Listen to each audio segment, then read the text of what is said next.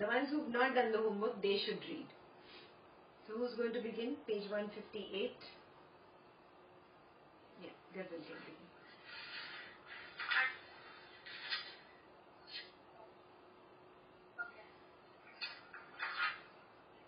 Bali asked, Father, by what effective means can that powerful minister be conquered? Virochna replied, though this minister is almost invincible, my son, I shall tell you how to conquer him. He is overcome in a moment if one grasps him by means of intelligent action. In the absence of such intelligent action, he burns everything like a venomous snake. One who approaches him intelligently plays with him as one plays with a child and playfully subdues him. Such a one beholds the king and is established in the supreme state. For once the king is seen, the minister comes completely under one's control. And when the minister is under one's control, the king is feared.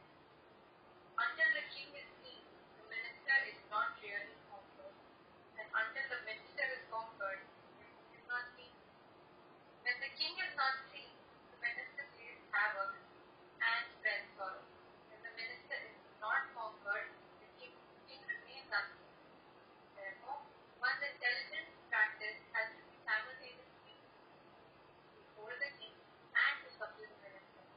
By intense self-effort and steady practice, you can be improved, and then you will enter that region and never again experience sorrow.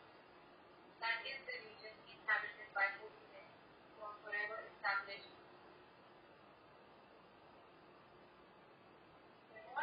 Yeah. Yeah, go on. My son, I shall now make all this explicit. The region I have referred to is the state of liberation, which is the end of all sorrow. The king, there is the self, transcends all other realms. The minister is the mind. It is the mind that has made all this world and comes from grace. When the mind is conquered, everything is conquered. Remember that the mind is almost invincible except through the intelligent practice. Okay. So you get it? We already knew from the beginning who was the minister and the king. Yeah. So you understood this, right? Both are required. Yeah. You have to playfully bring this mind under your wing. That is why persistent self-effort is required. That persistence is required because this mind gets lost into the world of five senses. Yeah, you like food, you get lost in small little thing like a gulab jam or a pizza. Yeah, you are conquered by the mind. Yeah, the minister has won again. You have to very playfully bring this minister under control, or the mind under control. And this can only happen through persistent self-effort. Yeah? This is very important. It's essential. You cannot say, oh, once by bringing this minister under my wing, it's going to happen. No, it does not work like that. It is a persistent practice again and again and again. Like a little kid, this mind will go out and get lost again and again, again and again. How you bring your kid back? Yeah, your little child goes with you to Walmart. No, I want this toy, I want that toy, I want that toy. And you get him a $1 ice cream and divert his mind. Don't you do that? So at least he's not running behind those things. Now he's completely engrossed in that one little candy. Yeah? This is playfully bringing the mind back to the center. Got it? Exactly the same skill you have to use. Now, your child can be playfully subdued by candy or by chocolate or by a song that only you know. You see what I'm saying? I just give you a general life example.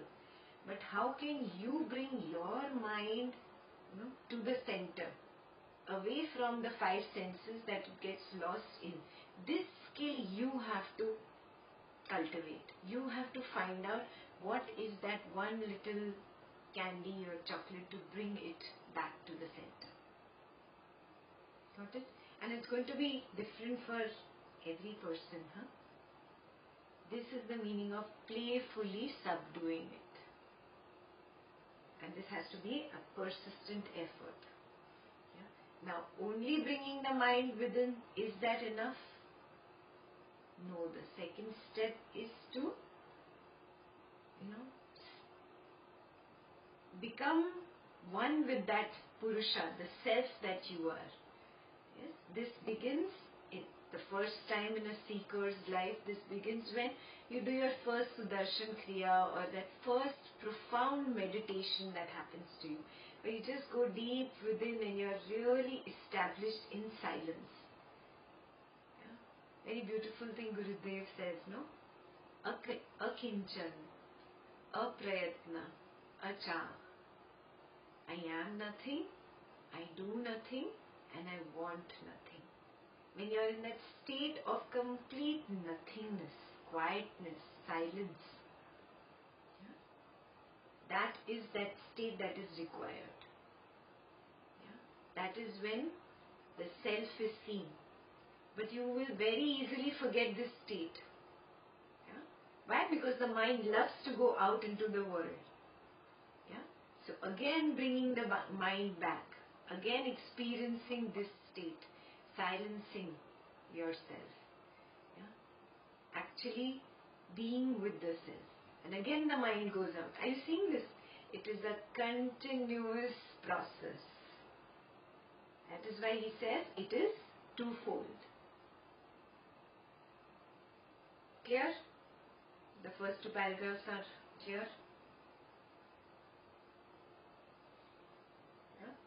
Then he says the most beautiful thing. By intense self-effort and steady practice, you can gain both of these, and then you will enter that region and never again experience sorrow.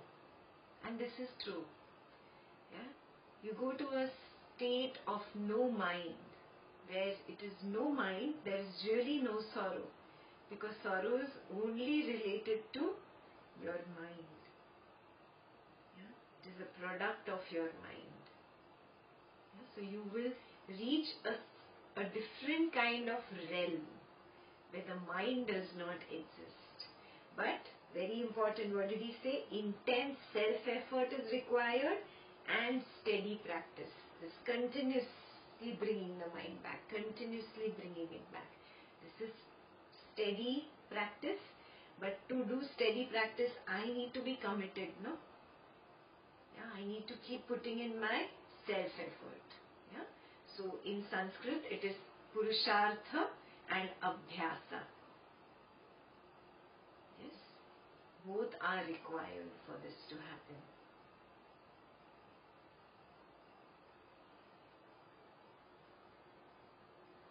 And then you reach that region which is called the state of liberation, where only holy men reside. Now what does he mean by that region? Is it somewhere else outside this world?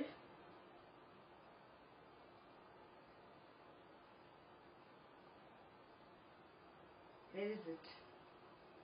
You'll go to the heavens, you'll be flying in the sky? Yeah? It is a state here. Yeah?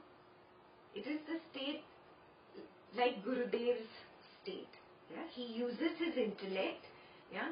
He has to travel from Boon back to India. He has to get onto a plane. So he is using his intellect. But his mind is not going on all the time like our mind. Yeah? He is in a state of no mind. Yeah? So even if the plane is delayed, it does not matter. Even if he misses a flight, it does not matter. But what happens to us if we miss a flight? The mind goes, why did this? I should have not done this. If I had reached here on time, I would have not missed the flight. It was his fault, it is her fault. Are you seeing this? So mind is the cause of sorrow. And because I live in this region of the mind, I experience sorrow. Yeah? He has gone beyond this region. It is to the state of no mind. That is why there is no sorrow. Clear? First two paragraphs absolutely clear.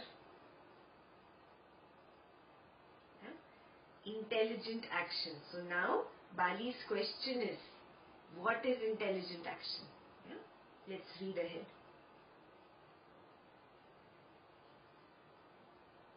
Bali asked, Father, kindly tell me what intelligent practice will enable me to conquer the mind. Lochna replied, the very best intelligent means by which the mind can be subdued is complete freedom from desire, hope, or expectation in regard to all objects at all times. It is by this means that this powerful elephant in the mind can be subdued. This means it is both very easy and extremely difficult for one. It is very difficult for one who does not engage himself in this practice, but very easy for one who is earnest in its effort. Just as there is no harvest without sowing, the mind is not subdued without persistent practice. Hence, keep up this practice of renunciation. Until one turns away from pleasure here, one will continue to roam in this world of sorrow. Even a strong man will not use destination if he does not move towards it. No one can use the faith to his passion without moving. Yeah. So what is the intelligent action? Drop craving. I want. And have you noticed, even if you're just sitting on a Sunday, doing nothing, then also your mind will seek for something. Either it will go to Facebook and seek for some information, or it will go on to Craigslist and seek for something you want to get into the house which you don't have. It's constantly seeking. You'll go on to Twitter and seek for some information about some friend. The mind is in a constant state of seeking, constant state of grabbing something. If it's not love, it's information. If it's not information, it's a material object. If it's not a material object, it is words. If it's not words, it is something to eat, something to touch. But constantly the mind wants something. Till the time the mind is constantly engaged in wanting, you will not be able to ever reach that dispassion. It's not possible. Yeah? So that is why letting go of cravings, dropping cravings, that is the key. Yeah? He started this 20 pages ago. He's repeating the same thing again and again in different ways. Yeah? Drop craving. An expectation, you should do this, is a craving. I love you, so you love me back, is an expectation in the mind. It is a craving. Yeah? An apprehension in the mind, yeah, is a craving. Yeah? Apprehension of joy or apprehension of getting something is a craving, is an expectation. Yeah? Hoping that this will happen or hoping that this will not happen, both are craving. Yeah? Wake up to this. Recognize this. Yeah? So homework number 1. Make a list of all your cravings. Yeah? Make it on your phone now. Because it could happen anytime, no? While walking, while you're in office, yeah? While you're in the bathroom, anywhere it happens. Your phone is always there. Whether you're in bathroom or in office or you're driving, your phone is always with you, right? So, open a nice, whatever notes if you have the iPhone. And I don't know what is there on the Android phone, whatever similar thing is there. Yeah, and make a list. In a day, see from morning to night, how many things my mind craved for. And be honest with yourself. Nobody is looking at your list. Yeah? All silly, stupid things that come up, just put them down. It's okay. Your ego will say, no, it was just a passing thing. It's okay. You be very stern. It doesn't matter whether it's a passing thing, I put it down. Yeah? You looked at somebody's red shoes and a thought crossed your mind. Wow, red shoes, I want them. Very stupid thought. Yuck, no, I don't like red. Who will wear red shoes? Yeah? But You had that thought, no? You put it down. It doesn't matter after that the mind changed its mind. But you put it down. Yeah? That's your homework number 1 for today. So, the very best intelligent means by which the mind can be subdued is complete freedom from desire. Complete. Very important.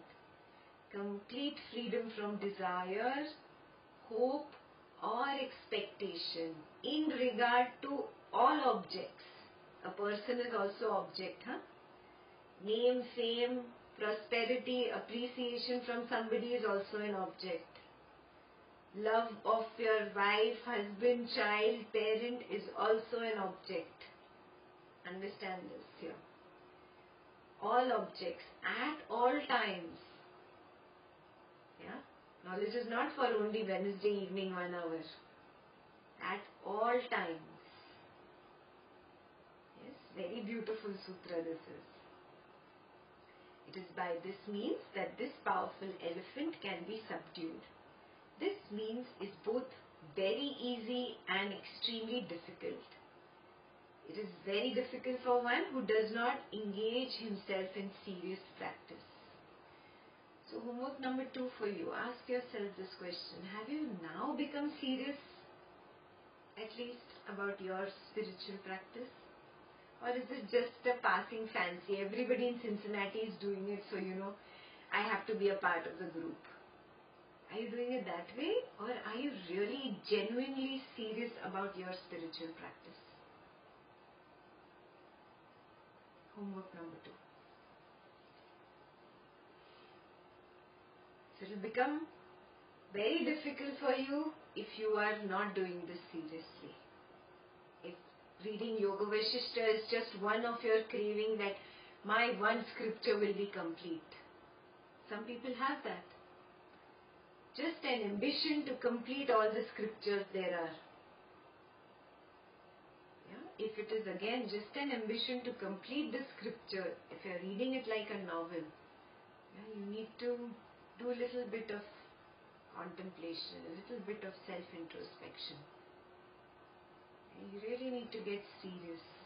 If you are not serious about your practice, forget it. It's not happening. You find it very difficult. It becomes easy for one who is earnest in his effort. How earnest are you? How sincere are you? Have you placed this spiritual practice above everything material? Ask yourself this question. When you can place your spiritual growth above everything material, this is my priority. I'm not leaving the material world. I am in the material world, but I'm constantly established in this knowledge, in the self, and I am constantly working on myself. That is called earnest effort. If you are earnest, it will be very easy for you. Just as there is no harvest without sowing, the mind is not subdued without persistent practice. Persistence is required here. Again and again and again is persistence. Hence, take up this practice of renunciation. What are we renouncing here? How many of you got to do the meditation today? What did he say? Did you notice one very beautiful part of the meditation was the space inside and the space outside swallows every thought that arises. Did you even hear that? Or you were gone? So beautiful that meditation was. Renouncing every little thought, because every little thought is just a craving or a desire or a hope or an expectation. That is what you have to let go. Renouncing that desire again and again and again. Until one turns away from sense pleasures here, one will continue to roam in this world of sorrow. Means because of your karmas, you will keep coming back. Yeah? If you do not turn away from these sense pleasures, you will create karma because of attachment to this sense of taste, sense of touch, sense of smell, sense of sound, and sense of sight. Whatever sense pleasures you drown yourself in, automatic attachment happens. And that will create karma, and then you will keep roaming in this world of sorrow. Means you will keep coming back in body again and again and again. Even a strong man will not reach his destination if he does not move towards it. No one can reach the state of total dispassion without persistent practice. So dispassion is where I have totally let go of all this attachment to the objects of the senses.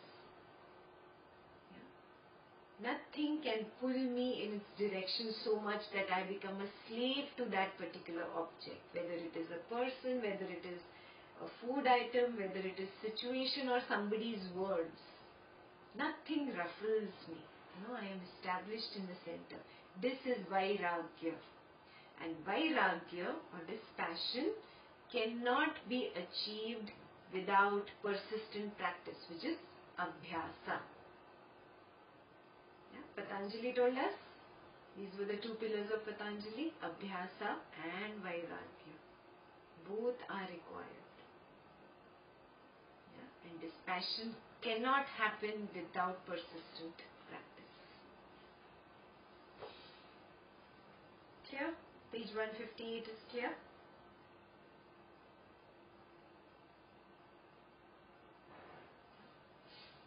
Let's go to 159. Who wants to read them?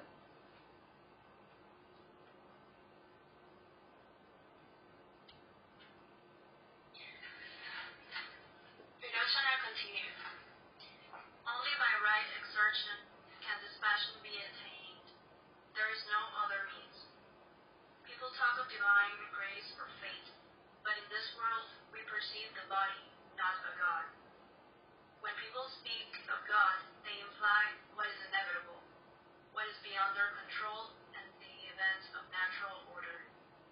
Even so, whatever brings about total equanimity and the cessation of joy and sorrow is also referred to as divine grace. Divine grace, natural order, and right self-exertion all refer to the same truth. The distinction is due to wrong perception or illusion.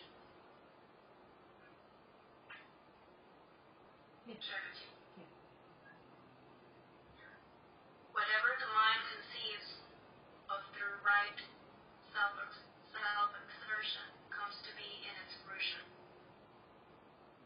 And when the mind apprehends such fruition, then there is experience of joy, etc.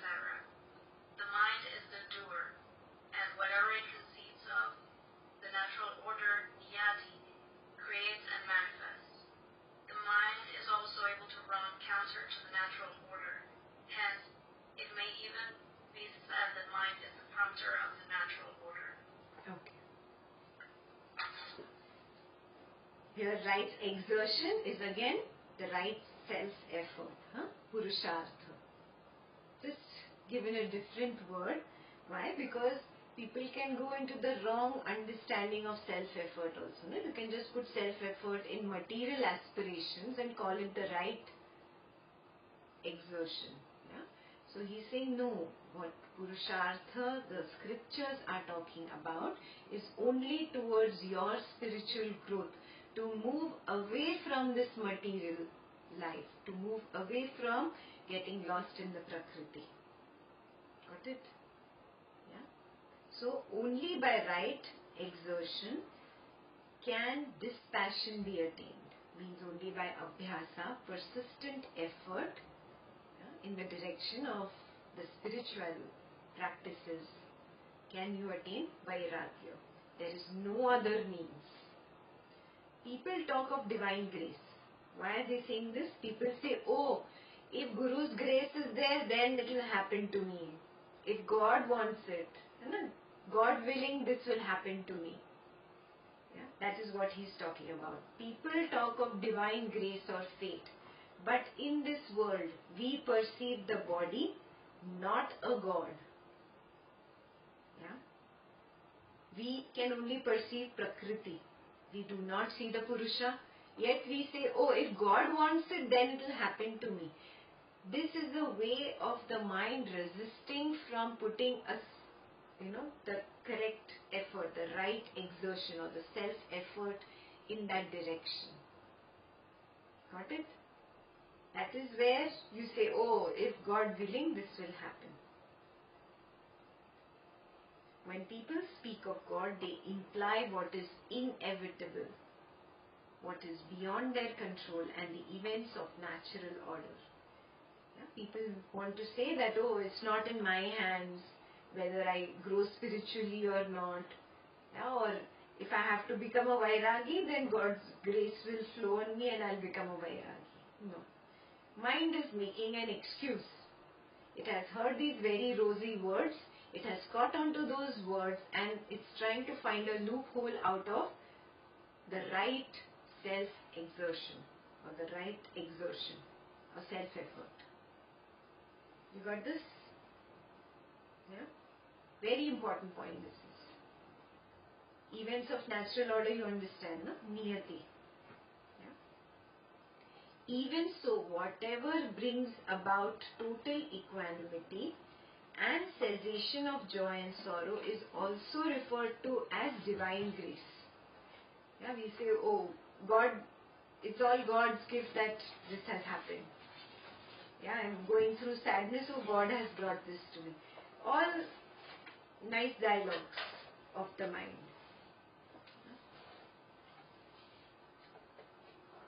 Divine grace, natural order, and right self-exertion all refer to the same truth. The distinction is due to wrong perception or illusion. Yeah, the mind has this illusion, oh, everything God is only doing. Yeah, so then the mind wants to not do anything in that direction. Divine grace, niyati or natural order, and right self-exertion all are the same.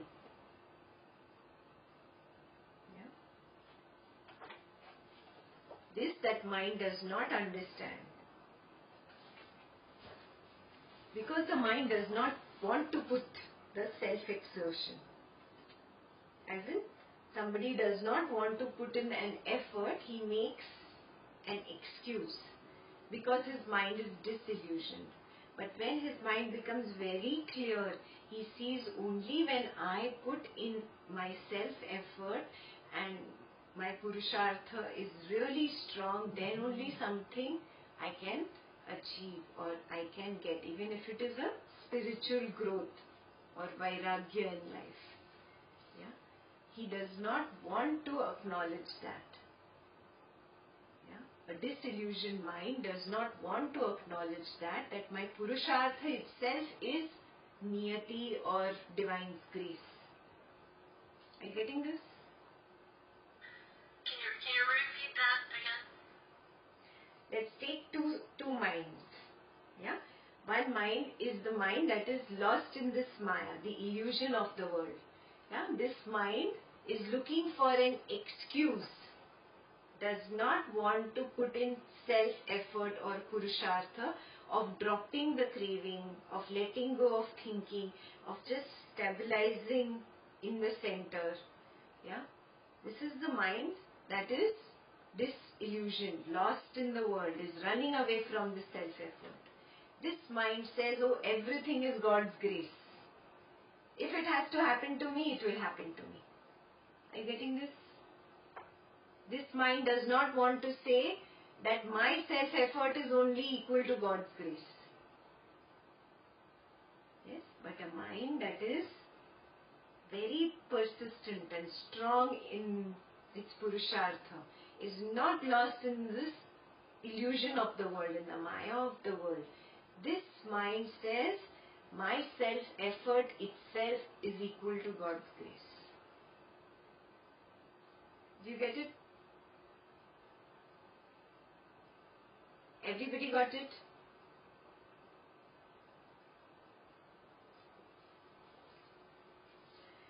Whatever the mind conceives of through right self-exertion comes to be in its fruition. What does this mean?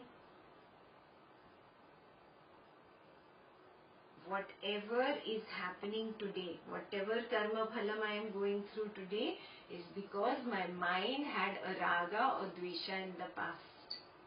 Got it? So whatever the mind conceives of through right self-exertion comes to be in its fruition. So if you have this very intense self-effort that you put in, definitely you will move towards Vairagya. Yes? Definitely you will learn to renounce all your desires and hopes and expectations, etc., etc. And when the mind apprehends such fruition, there is experience of joy. Whenever the mind thinks, oh, this is going to happen, it anticipates something, there is joy. This mind is the doer, and whatever it conceives of, the natural order Niyati creates and manifests. As in, whatever is in your life today, Niyati has brought it. Your wife, your child, your husband, your mother, your father. Because of your raga and dvesha in the past, what you wanted, that has only come. Doesn't matter whether you hate them or you love them, including your boss, I tell you. You have asked for your boss. You have asked for that colleague you hate. Niyati has just brought it your way. Niyati is like the postman. Yeah? So, Niyati is natural order. Mind is the doer. Mind said, I want this and I don't want this. Niyati does not understand your English of I want and I don't want. Niyati just sees the pull in both the directions. Raga has also the same magnetic strength how much dvesha is. So Niyati just understands this magnetic strength and brings both into your life. Whether it was the love of your previous life or whether it was the hatred of your previous life, they come back again. Do you get it? That's how it works. Niyati does not understand your English and Hindi and Marathi and Gujarati and etc., Russian or Italian. Yes?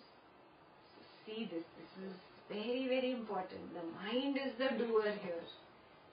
Again, very important thing. I am not the mind. I have forgotten only about myself and I have started identifying with the mind. That is why I am creating the karma. Are you seeing this? Yeah. So, you have a question? Like to do this self-exertion, right exertion, self-exertion, we have to, I feel like we have to have a thought in our mind that I need to do practice, I need to do self-exertion. Yes. But like previous couple chapters, we were talking about thoughtless mind, the mind should not have any thought.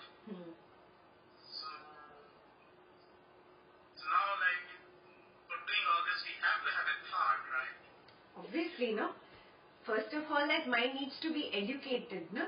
This is that education. Yeah? Okay. First, the mind is being educated that there is a way to go to this state of no mind. Actually, your intellect is being educated. And your intellect is being educated against your mind. And your mind does not like it. That's why it's coming up with all these excuses. First you said to drop thought, no, now you're telling me to think again. Yeah, so see this. The intellect is becoming sharp with this knowledge. When intellect becomes sharp, it understands that the state of no mind exists. I have not reached there. I have to just make a persistent effort to get here. I am not too far.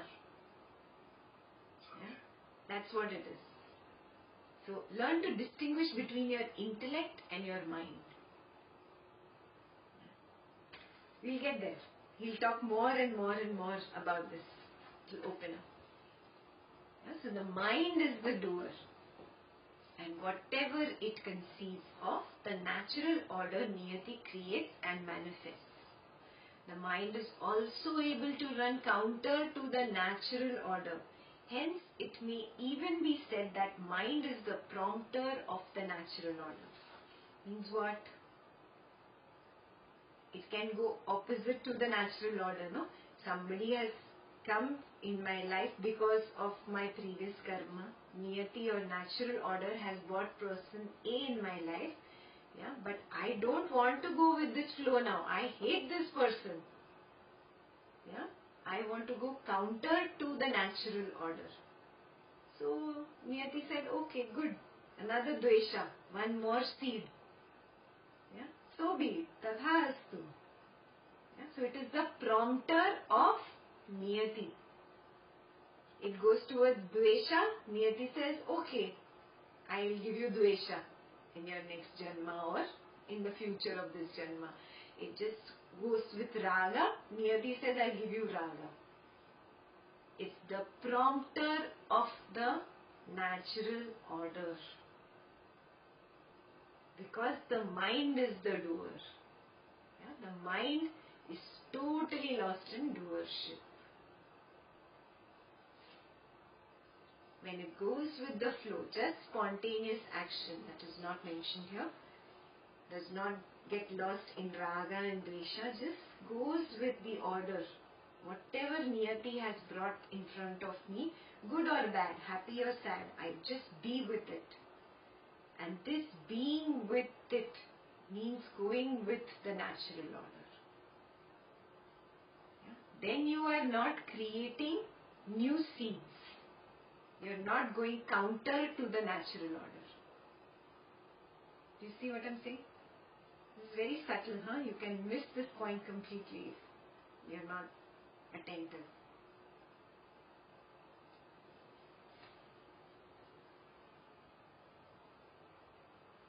The mind is also able to run counter to the natural order. Hence, it may even be said that mind is the prompter of the natural order. Clear? The first two paragraphs are absolutely clear now. Yeah? Please read the next one, Daphne. Even as wind moves in space, the jiva, the individual, functions in this world, doing what has to be done within the natural order, though such action appears to be selfish or egotistic. Prompted by nature, he seems to move or stand still, both of which are mere expressions or false superpositions, even as the movement of trees on a mountain top makes it look as if the peak is swaying. Hence, as long as there is mind, there is neither God nor natural order. When the mind has ceased to be, let there be whatever is.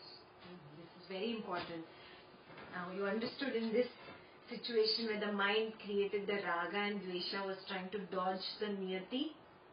Yeah? You understood that situation? Now when the mind drops this dodging, it just goes with what is. That is going with the natural order. That is what is there in the first part of the paragraph. Yeah? So just like the wind moves in space, so there is space all around you, and if you put on the fan, then the air is moving. That air or wind moves within the space. Yeah?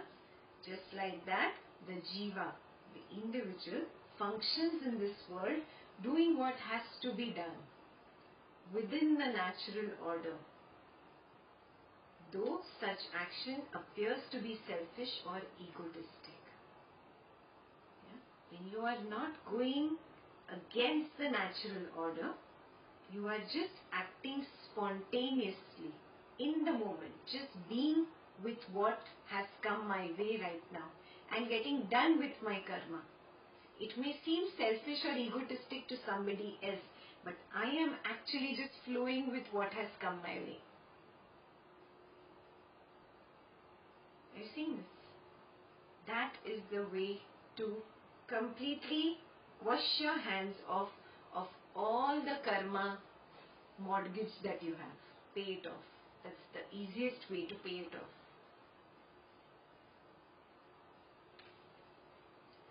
Prompted by nature. What is prompted by nature? By this niyati coming my way.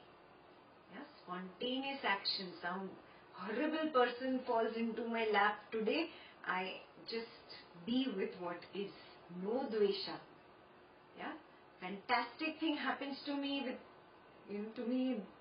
today. I just be with it. No raga. Yeah, so I'm prompted by nature, not by my raga and dvesha.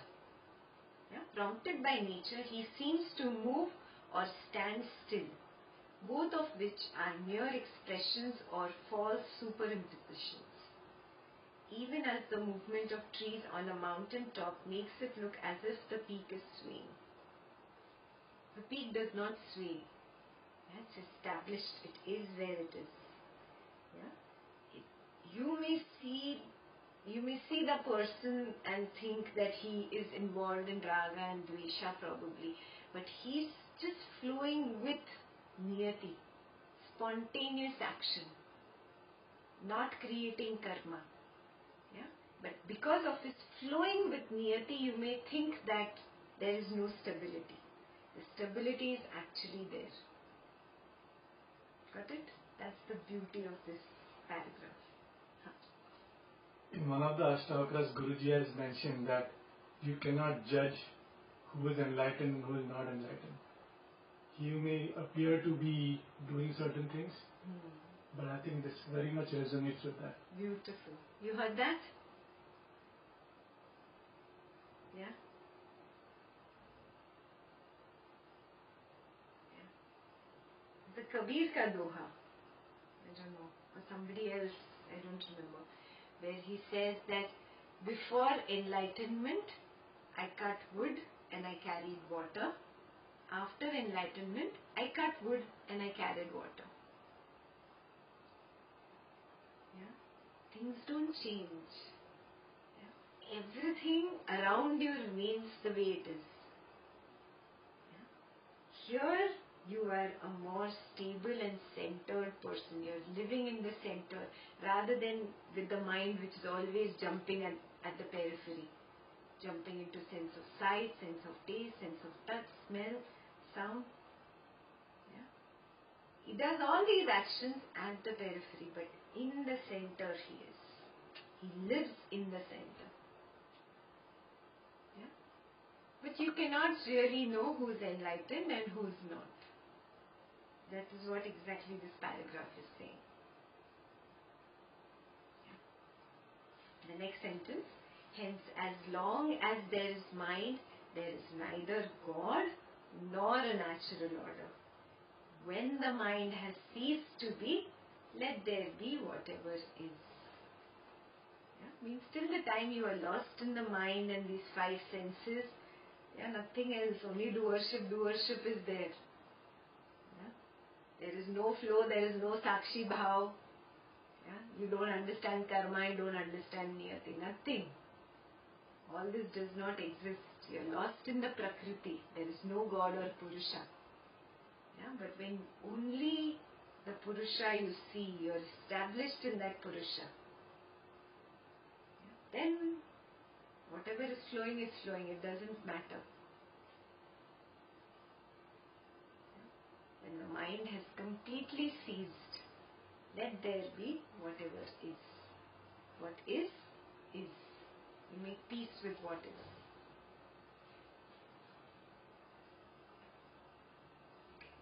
You can read the next question of Bali now.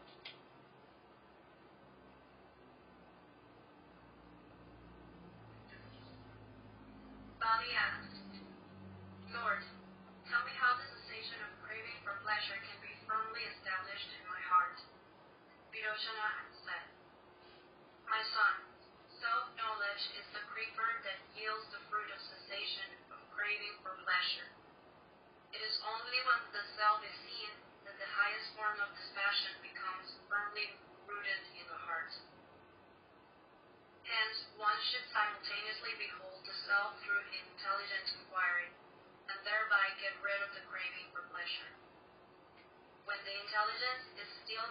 awakened, one should fill 2/4 of the mind with enjoyment of pleasure, one part with study of scriptures, and the other with service of the Guru. When it is partially awakened, 2 parts are given over to the service of the Guru, and the others get 1 part each. When it is fully awakened, 2 parts are devoted to the service of the Guru, and the other 2 to the study of the scriptures, with dispassion as the constant companion. So beautiful. He's given you the formula also how to do it. Yeah? So, self-knowledge is that creeper that yields the fruit of this craving in the mind. I want and want. This craving will cease. Yeah? How? Only through self-knowledge. Yeah? Now, he gave you a beautiful formula when you are unawakened. Yeah? When you have to judge where you are, first of all. Are you unawakened? Are you partially awakened? Or are you fully awakened? This you have to judge. And then see, a person who says, okay, I am still unawakened, can give 2 parts to pleasure. 1 part to seva of the Guru. And 1 part to study of the scriptures. Yeah? Divide your day if you want like that, or divide your week like that. However, you think from the time perspective, divide it like that. Yeah? But if you think from commitment perspective in life, yeah? So 2 parts you give to your family and your friends, and watching TV and going for movies and enjoying whatever you enjoy, the sense pleasures. And the other 2 parts, 50-50%, you divide your life like that. Yeah? And on the other 50%, do seva and study of the scriptures. Whatever little seva, you don't have to really go out and do something physical. There's so much online seva available. Yeah? If you have not started doing seva and are interested, just send an email to Jayashree. We have lots of seva and all the knowledge sessions that are going on. Yeah, we have 7 knowledge sessions going on every week. There's a lot of seva. Yeah. So, this is seva. Seva where I do not get something. I am doing it for the benefit of other people. Yeah, you cannot say, oh, today I came home and helped my wife do the dishes. I did seva. No. That's not counted. Huh? Seva is where I or my family does not benefit. It is for the others. Yeah? And study of the scriptures. You are doing this part already, the scriptural part. Yeah? From this unawakened state, practicing this persistently, yeah, you will find yourself that yes, you are partially awakened. Yes. And I think most of you are here now. Yes. With so much knowledge, so many scriptures we've done in past 2.5, 3 years now. Yeah. So most of you are here. So this gets even more beautiful. Pleasure is only one part, 1/4. Yeah. Seva of the Guru is 50% of it. And again, 25% is study of the scriptures. Yeah, and studying the scriptures, you come to a point where you are fully awakened. Yeah, and doing seva, you come to a point where you're fully awakened. Then you drop pleasure completely. Then 50% is scriptures, scriptural study, and 50% is seva. Pleasure just comes. If it comes my way, drops into my lap, I just go with it. There is no desire in the mind, I want to go for a movie. Or I want somebody to say, wow, very good, very good. Or I want to eat this. Yeah? Naturally, this doesn't arise. Yeah? And you will get there. These are actually stepwise, very beautifully put. It's amazing how Vasistha has put them stepwise. It's amazing. It actually happens like this. Yeah? Then seva becomes your prime thing in life. That this is it. And I cannot share what I have experienced and what I have matured to in my life. What is the point of this experience? Let me help others also come up. Yeah, it's a very natural thing. It's like a fountain just starts pouring out itself out. It's a very natural thing that happens. Yeah. But at the same time, with the seva, what can happen? Ego can come up, no? That is why constant scriptural study is required. Yeah? So that jnana keeps you very founded, very strong, established in the center. Jnana does not let your ego come up and say, oh, I am somebody, I did so much charity. Finished. All your charity is gone the moment you said, oh, I did so much. You don't know. That is why this is the perfect formula. This is the way it happens. Yeah? It will naturally happen. Pleasure will start dropping away. You will not feel that you are dropping something or you are renouncing something. Yeah? It automatically drops away. Just like your little toys and your dolls and your trucks dropped away. You don't even miss them. Do you even remember your teddy bear? No, no. Now that I told you, you might remember it. Yeah? Just like that. Pleasure drops away naturally. Yeah? Natural maturity happens. Yeah? So this is homework number 3. Where are you out of these 3? Yeah? And you prepare for yourself. What am I going to do now? Formula is already given to you. You start working on it. You need seva, one email to Ghazal or to Jayashree. Yeah, we have 7 knowledge sessions going on. We have a lot of room for seva. It's all online seva. You can do that seva from wherever you are. Yes. But some time, 1 hour, 2 hours in a week, I devote to non-selfish time where I or my family does not gain anything. Yes? Yeah, this is homework number 3 for you.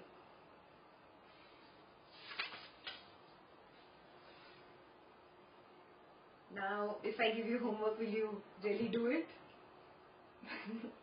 Or should I just not give you homework only now?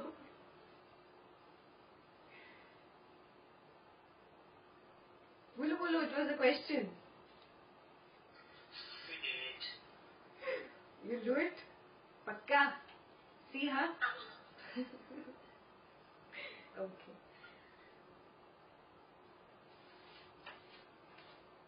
I think one part of the homework should be midweek.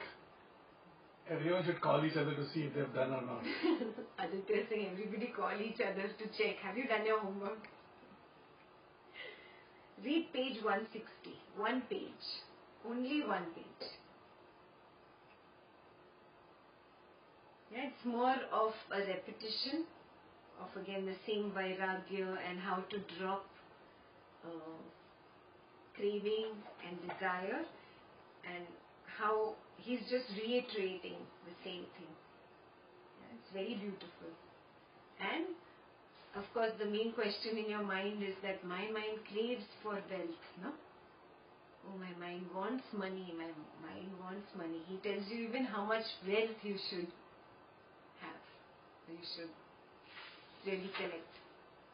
So read it. It's very, very beautiful.